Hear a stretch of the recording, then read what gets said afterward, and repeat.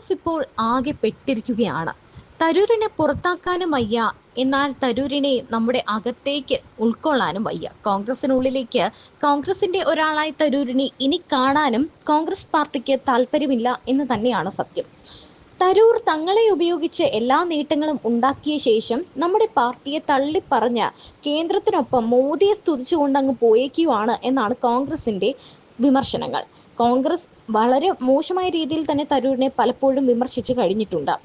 എന്നാൽ എന്താണ് വസ്തുതയെന്ന് തരൂർ തന്നെ പലപ്പോഴും വ്യക്തമാക്കി. കാരണം ഞാൻ ഒരിക്കലും ഒരു പാർട്ടിക്ക് വേണ്ടിയല്ല, BJPക്ക് വേണ്ടിയല്ല ഞാൻ പ്രവർത്തിക്കുന്നത്, പക്ഷേ നമ്മുടെ ജനങ്ങൾക്ക് വേണ്ടിയും നമ്മുടെ രാജ്യത്തിന് വേണ്ടിയുമാണ്, അതിനുവേണ്ടിയാണ് താൻ ഓരോ കാര്യങ്ങളും ചെയ്യുന്നത് എന്ന് അദ്ദേഹം പറഞ്ഞിട്ടുണ്ട്.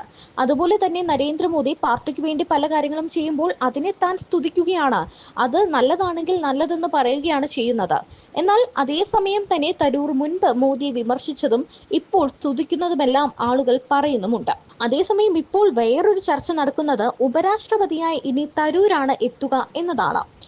കാരണം കേന്ദ്രം എന്തായാലും തരൂരിന്റെ ബുദ്ധിശക്തിയെയും സാമർഥ്യത്തെയും വിവരത്തെയും, അല്ലെങ്കിൽ തരൂർ എന്ന് പറയുന്ന ഒരു നേതാവ് അത്യാവശ്യം എഡ്യൂക്കേറ്റഡ് ആയിട്ടുള്ള, ലോകകാര്യങ്ങൾ അറിയാവുന്ന ഒരു സാധാരണ, ഇപ്പോൾ രാഷ്ട്രീയത്തിൽ നിൽക്കുകയാണെങ്കിൽ പോലും അദ്ദേഹം അത്യാവശ്യം ലോകകാര്യങ്ങളെല്ലാം അറിയാവുന്ന, ജനങ്ങൾക്ക് നല്ലൊരു മാർഗദർശിയാകാൻ സാധ്യതയുള്ള ആൾ തന്നെയാണ്.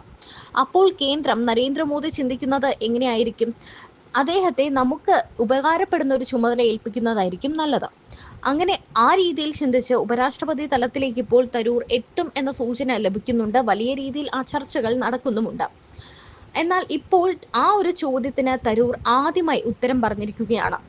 ശരാശരിക്കാരെ മാത്രം അംഗീകരിക്കുന്ന മലയാളികൾക്ക് മുന്നിൽ ഉയരം കൂടിപ്പോയതാണ് ശശി തരൂർ നേരിടുന്ന പ്രശ്നം എന്ന സംവിധായകൻ അടൂർ ഗോപാലകൃഷ്ണൻ പറഞ്ഞിരുന്നു. പി കേശവദേവ് സ്മാരക ട്രസ്റ്റിന്റെ കേശവദേവ് സാഹിത്യ പുരസ്കാരം ശശി തരൂർ MP സമ്മാനിച്ചു സംസാരിക്കുമ്പോഴായിരുന്നു അദ്ദേഹം പറഞ്ഞത്.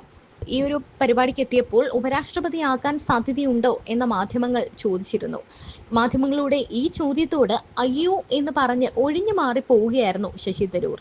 UN സെക്രട്ടറി ജനറൽ സ്ഥാനത്തേക്ക് മത്സരിക്കുമോ എന്ന ചോദ്യത്തിനും അദ്ദേഹം മറുപടി നൽകി. ഈ സ്ഥാനത്തേക്ക് ഒരു ഏഷ്യാക്കാരന് ഊഴം വരുന്നത് തന്നെ 2040-ലാണ്.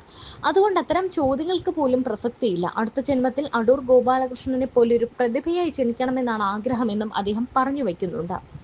അതേസമയം അടൂർ ഗോപാലകൃഷ്ണൻ പറഞ്ഞ ആ ഒരു സ്റ്റേറ്റ്മെന്റിന്, പൊക്കം കൂടിപ്പോയി എന്നൊരു സ്റ്റേറ്റ്മെന്റിന് ശശി തരൂർ മറുപടി പറഞ്ഞില്ല. മറുപടി പ്രസംഗത്തിൽ ഇക്കാര്യങ്ങളിൽ പ്രതികരിക്കാനില്ല എന്നാണ് അദ്ദേഹം പറഞ്ഞത്.